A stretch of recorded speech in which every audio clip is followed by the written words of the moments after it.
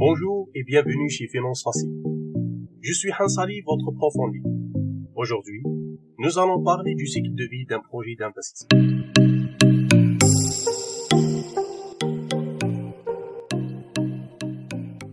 Cette image illustre le cycle de vie d'un projet d'investissement, autrement dit, les étapes que traverse un projet d'investissement et qui sont au nombre de 6, à savoir l'identification, la préparation, l'évaluation, la décision, l'exécution et enfin la post-évaluation. Dans la phase d'identification, l'objectif est de voir si l'idée de projet est techniquement, financièrement et économiquement faisable, et ce, après la réalisation d'un certain nombre d'études. À titre d'exemple, l'étude de marché qui va porter sur le produit, le marché, l'offre et la demande, l'environnement et enfin la concurrence. Le produit, parce que le produit doit être de préférence un produit courant, de large marché, et non soumis par exemple à des effets de mode qui rendraient son écoulement incertain. Et il doit être par ailleurs de bonne qualité. Le marché a lui aussi des effets importants sur l'activité de l'entreprise, puisqu'il peut être un marché porteur ou au contraire un marché saturé. Il peut être ainsi soumis par exemple à des réglementations comme celui de la construction, des marchés publics ou de l'importation. Celui-ci doit scrupuleusement respecter l'offre et la demande, parce que les fluctuations de l'offre et la demande sont de grande importance pour le marché. Pour l'environnement, l'objectif est d'avoir suffisamment d'informations pour mettre en place un projet pertinent et ayant une vraie valeur ajoutée.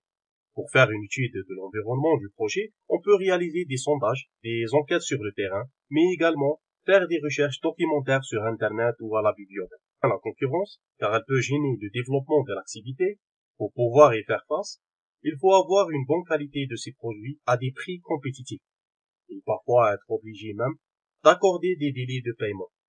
Pour certaines activités, il faut également assurer le service après-vente qui est très recherché par la clientèle. C'est le cas, par exemple, pour les appareils électroménagers. L'étude technique qui va porter sur le choix des fournisseurs, le choix des équipements appropriés, la disponibilité des matières premières et consommables, le choix de la localisation. L'étude des coûts qui va porter sur les coûts d'investissement et les coûts d'exploitation. Enfin, la construction des variantes, c'est-à-dire les différentes possibilités. La phase de préparation. Cette phase permet de développer, compléter et confirmer les propositions formulées au niveau de la phase d'identification et de chiffrer ainsi l'ensemble des différents postes d'investissement et d'exploitation. Titre d'exemple. Dans l'étude de marché, le but est de répondre aux questions suivantes. Quelle quantité peut-on envisager de produire et à quel prix? Quel sera le degré d'élasticité de la demande par rapport au prix? Quelles sont les conditions de commercialisation? Comment réagir face à des concurrents souvent agressifs et plus compétitifs?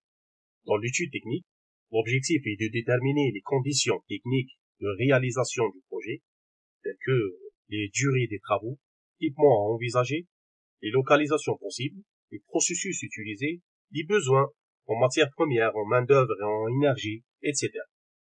Dans l'appréciation des coûts, le but est d'associer une analyse des dépenses et des recettes à l'étude technique précédente, et ce, à chacune des solutions envisagées, comme le coût des équipements, le coût de la main-d'œuvre, le coût de la matière première, de l'énergie, des recettes d'exploitation, ainsi que l'évolution possible de ces paramètres. Enfin, l'encadrement nécessaire est s'assurer une main-d'œuvre qualifiée. La phase d'évaluation.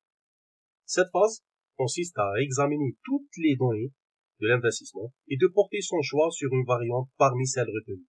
L'objectif de cette phase est de pouvoir répondre à deux questions. La première, parmi les différentes solutions possibles, quelle est la plus intéressante en termes de rentabilité? Et la deuxième, la solution la plus rentable choisie, est-elle suffisamment pour justifier une décision d'aller de l'avant, compte tenu des possibilités d'investissement dans d'autres domaines, et de la pénurie en capitaux, en devises et en main-d'œuvre qualifiée?